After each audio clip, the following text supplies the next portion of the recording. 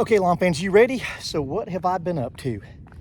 Well, not a whole lot of anything. Here's the lawn. And so what have I done this season so far? Well, I started out with a 2704. Did a lot of watering, took the lawn down by burning it off.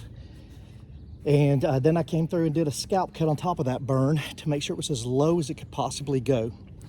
Then I was gonna wait until the end of this month and aerate and do a leveling project on it. And unfortunately, the guy that does my aeration came through way earlier than I expected to, so I didn't get a chance to do aeration and sand leveling. And that ultimately is what you want to do. What I do on this is aeration by taking the plugs out of the ground. There is another type that's, you can use a spike aerator that'll just drive holes down into the ground. But I take the core out, I get rid of the cores, open that space up for air movement, and then if you can come across with sand and fill those core holes in with sand, then that helps your lawn breathe, it helps with compaction, does a lot of great things. But I had that done earlier than expected.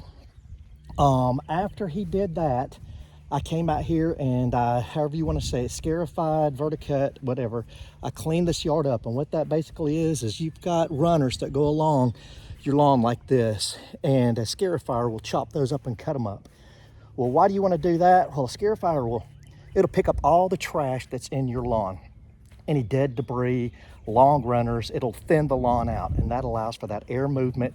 It helps with insects, it helps with fungus. It just helps the overall health of the lawn. So I did that, took the lawn back down again, and then I came back through and I put a 2704 back on the lawn, and I put an insecticide on the lawn again. And then this past week, I sprayed a fungicide. Now, I didn't have any fungus on the lawn, so I did it as a preventative measure. I knew we were having warm temperatures coming in, warm temperatures, dew on the ground, the leaves of the grass staying wet a little bit longer, so that's the perfect environment for fungus. So I went ahead and I sprayed. You can pick it up at a big box store. I sprayed some of that out, and it's as you can tell, it's doing well. Now, warmer temperatures are coming in northwest Georgia here, so what I've been doing is pounding the yard with an inch of water. I do it in one watering right now versus splitting it up. When the summer gets here in the hot heat, then I'll break those waterings up into a couple times a week.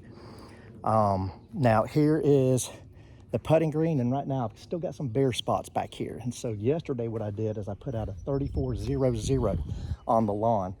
And what that's gonna do, it's gonna push growth, push to fill in these bare areas that have not yet filled in from the dormancy. And then I will come through here and I'll scarify this again. I will sand it probably once or twice a month, build the sand layer up, make it a nice thick canopy, and it'll look good.